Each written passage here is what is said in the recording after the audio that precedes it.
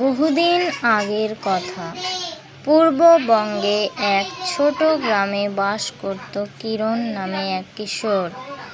গ্রামের চারপাশ ছিল সবুজ ঘেরা, গাছ ছমছমে বাঁশঝাড়, কলকল করে বয়ে যাওয়া ছোট নদী আর বিস্তৃত ধানক্ষেত।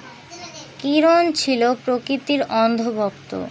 সে শহরে যেত না। রাস্তাঘাট, গাড়ি ঘোড়া বা ইলেকট্রিকের আলো তার ভালো লাগতো না।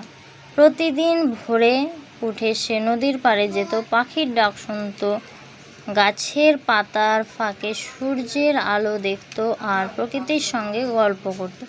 বহুদিন সকালে কিরণ নদীর পাড়ে বসেছিল। হঠাৎ তার চোখে পড়ল এক অদ্ভুত জিনিস। একটা ছোট পাখি, যার ডানা ছিল রংধনুর মতো সাতটা রং। পাখিটা আহত ছিল, ডানায় রক্ত। কিরণ তৎক্ষণাৎ তাকে কোলে তুলে নিল, বাড়ি নিয়ে গেল। গাছের পাতা ও ঔষধি গাছের রস দিয়ে পাখিটার যত্ন নিল। দিন কেটে গেল, পাখিটা সুস্থ হয়ে উঠল। কিরণ তাকে নাম দিল রঙিলা। রঙিলা আর কিরণ এক অদ্ভুত বন্ধু গড়ে তোলে। রঙিলা প্রতিদিন কিরণের সঙ্গে ঘুরে বেড়াতো। গাছগাছালি, পাহাড়, নদী, ঝর্ণা সব জায়গায় একসাথে যেত তারা। একদিন রঙিলা কিরণকে বলল, হ্যাঁ রঙিলা কথা বলতে পারত, কারণ সে সাধারণ পাখি ছিল না। তুই আমার প্রাণ বাঁচিয়েছিস। আমি তোকে প্রকৃতির এক গোপন রাজ্যে নিয়ে যাব। কিরণ চমকে উঠল। পাখি কথা বলছে, তাও আবার গোপন রাজ্য। রঙিলা বলল, চোখ বন্ধ কর, মন দিয়ে প্রকৃতির শব্দ শোন। কিরণ চোখ খুলল। চোখ বন্ধ করতে হঠাৎ এক ঝলক আলো, আর সে পৌঁছে গেল এক আশ্চর্য জায়গায়। সবুজে মোড়া এক গোপন বন, যেখানে গাছেরা কথা বলে, ফুলেরা গান গায় আর ঝর্ণার জলে প্রতিফলিত হয় আকাশের গল্প। এই ছিল প্রকৃতির গোপন রাজ্য, নিসর্গপুর। নিসর্গপুর ছিল এক রূপকথার মতো জায়গা, সেখানে মানুষের প্রবেশ নিষিদ্ধ। শুধু প্রকৃতির সেবকরা সেখানে যেতে পারে।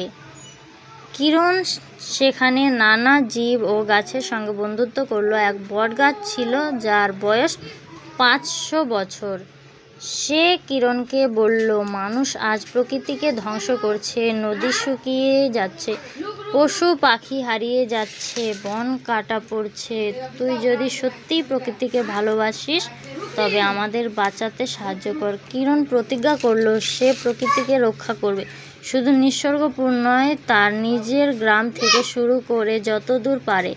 রঙিলা তাকে একটি বীজ দিল, বলল, এই বীজ শুধু মাটিতে না, মানুষের মনে রোপণ কর। এটা আশার বীজ। মানুষ যদি আবার প্রকৃতিকে ভালোবাসতে শেখে তবেই আমাদের পৃথিবী বাঁচবে। সেদিন থেকে কিরণ কাজ শুরু করলো। সে গ্রামের মানুষদের বোঝাতে লাগলো, বন কেটো না, নদীতে আবর্জনা ফেলো না, পাখির বাসা ভাঙো না। প্রথমে কেউ শুনলো না, সবাই তাকে পাগল ভাবলো। কিন্তু ধীরে ধীরে প্রকৃতি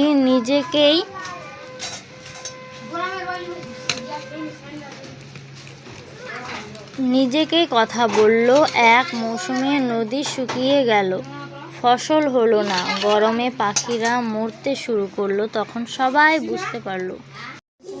কিন্তু ধীরে ধীরে প্রকৃতি নিজেই কথা বলল। এক মৌসুমে নদী শুকিয়ে গেল, ফসল হলো না, গরমে পাখিরা মরতে শুরু করলো। তখন সবাই বুঝতে পারলো কিরণ ঠিক বলেছে। মানুষ পরিবর্তন আনলো। তারা গাছ লাগাতে শুরু করলো, নদী পরিষ্কার করলো, পশু পাখির যত্ন নিল।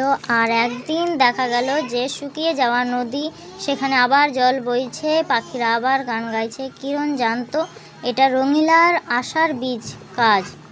সে একদিন নিসর্গপুরে ফিরে গেল। সবাই তাকে স্যালুট দিল। শেষে বটগাছ বলল, তুই শুধু একজন ছেলে না, তুই প্রকৃতির এক রক্ষক, এক যোদ্ধা।